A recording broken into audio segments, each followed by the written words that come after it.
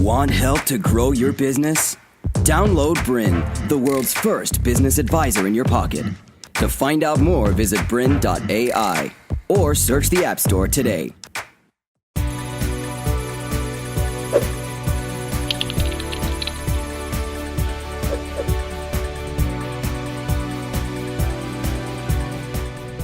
Welcome to Know Your Numbers. I'm Kevin Bees, and on today's episode, we're going to talk to you about how to manage cash flow and find the hidden cash in your business. Would you like to have more cash flow to use in your business at any time you want? I know I would always love to have more cash. It makes things a lot easier in business. Now, this man, you may have heard of him before, Sir Richard Branson. He says, never take your eyes off the cash flow because it's the lifeblood of your business. To re-emphasize this point, I want to bring to the stage right now my friend Dare, who's going to give us a really magical example of how this is true. Welcome, Dare. Thank you, Kevin. Thank you. Cool, so let's represent cash flow using cards. Kathy, do you mind taking a step on stage for me? Give Kathy a round of applause. Thanks, guys. Brilliant. Nice to meet you. So do you mind pulling out a card for me? Pulling at random. Have a look, show the audience and the cameras if you can. Good choice.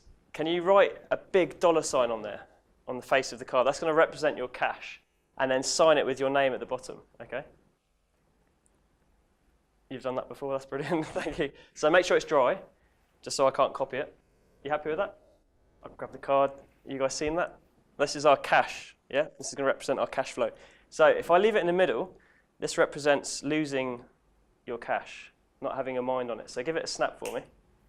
Every time you snap, the cash comes to the forefront of your mind. I'll do it again, look, a bit slower, in the middle. Do you mind pushing it in for me? Give it a snap. It comes to the forefront of your mind. Have a look. Okay, I'll do it again. So I'll leave it sticking out again, guys. So a bit slower. Follow your queen, Kathy. Follow the cash through the pack, about halfway, and the rest on top, yeah? Do you mind pushing it in for me? Give it one more snap. Like that, you see it jump to the top. So do it one more time. Follow the cash. You want your cash. So don't give it up. So queen in the middle, about halfway. Yeah. Can you push that in with your left hand for me? Yeah. Ah. You got to keep an eye on your cash, okay? So keep it in your mind and it comes to the forefront of your mind. So we'll do it one last time. So watch the queen, guys. Follow your dollars in the middle. If I snap like that, it doesn't always work. You see that? I'll leave it in my pocket. So keep an eye on the mouth, the pocket, and the hands. So do you mind putting your hand out, Kathy? I'll grab the 8 off you, don't need that. And your other hand on top to cover the pack. So if I snap, tell me if you feel your cash come back. You feel that? A little bit? Let's have a look. Good.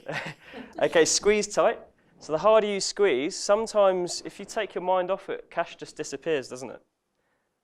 Did you feel it disappear? No, because I still have it in my hand, don't I? But what's in your hands?